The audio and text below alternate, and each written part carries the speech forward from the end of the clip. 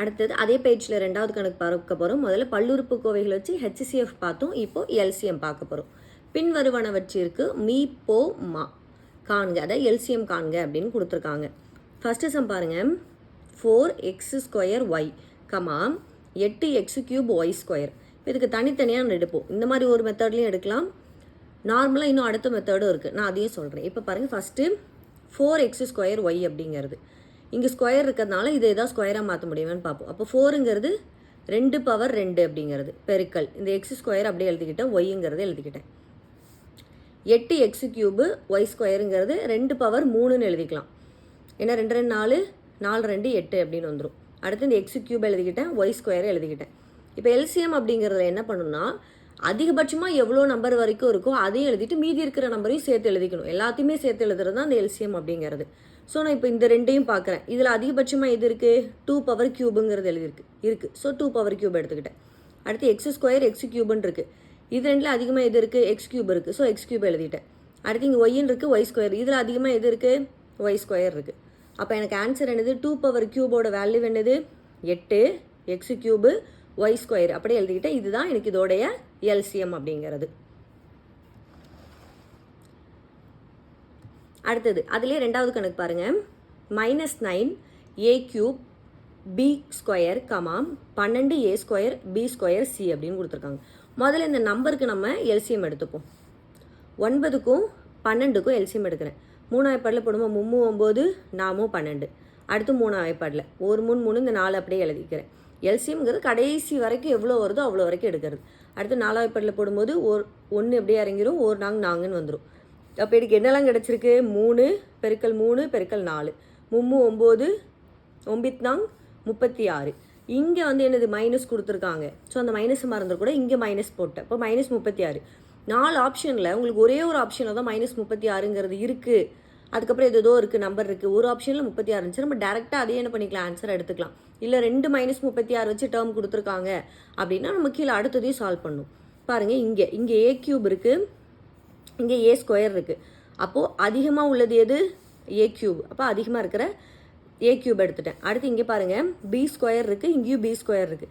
ரெண்டுத்துலேயும் காமனாக இருந்தாலும் என்ன பண்ணிக்கலாம்? அதே எடுத்துக்கலாம். அப்போ b² எடுத்துட்டேன். அடுத்து இங்கே c இருக்குது, இங்கே c இல்லை.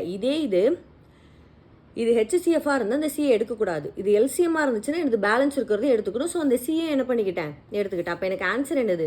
-36 a³ b² c அப்படிங்கிறதா. சிம்பிள். அடுத்து அதே இதில் 3வது கணக்கு பாருங்கள். 16m comma -12m² n² comma 8n² அப்படிங்கிறது. இப்போ எல்சிஎம் எடுப்போம். இதுக்கெலாம் மட்டும் முதல்ல எல்சிஎம் எடுப்போம். 16 12 8 அப்படிங்கிறதுக்கு எல்சிஎம் எடுப்போம். 16 12 8 4 வாய்ப்பாடில் போடலாமா? 4 16 4 12 2 8. அடுத்து 2 வாய்ப்பாடில் 2 2 4 இந்த 3 அப்படி 3 அடிப்போம். 3 வந்து வகுக்க முடியாது. ஸோ அப்படி 3 வச்சுக்கிட்டேன். 2 2 2. அடுத்து திருப்பி 2 வாய்ப்பாடில் போடும்போது 2 2 இந்த 3 அப்படியே வந்துடும். இங்கே 2 ஆல்ரெடி இங்கே 1 இருக்குது. ஸோ அந்த 1 அப்படியே இறக்கிக்கிட்டேன்.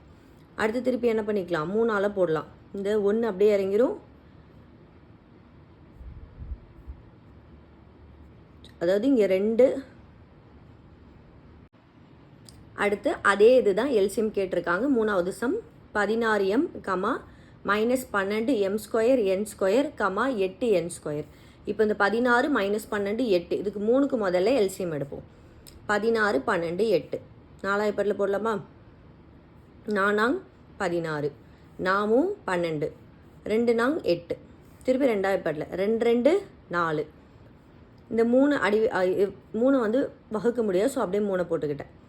அடுத்து 2 2ன்னு கிடச்சிருச்சு. திருப்பி இங்கே 2 வாய்ப்பாடில் 2 2 இந்த 3 அப்படியே இறக்கிக்கிறேன். இந்த 1 அப்படியே போட்டேன். அடுத்து 3 வாய்ப்பாடால் இங்கே 1 1 3 3 இங்கேயும் 1. அப்போ இது எல்லாத்தையும் பெருக்கிப்போம். 4 2 2 3 4 2 8 8 2 16 16 3 48. இங்கே மைனஸ் இருக்குது. ஸோ அந்த மைனஸை மறந்துடக்கூடாது. ஸோ -48 -48ன்னு ஒரே ஒரு ஆப்ஷன் வச்சு கொடுத்தா நம்ம அதான் டேரெக்டாக ஆன்சர் எடுத்துடலாம்.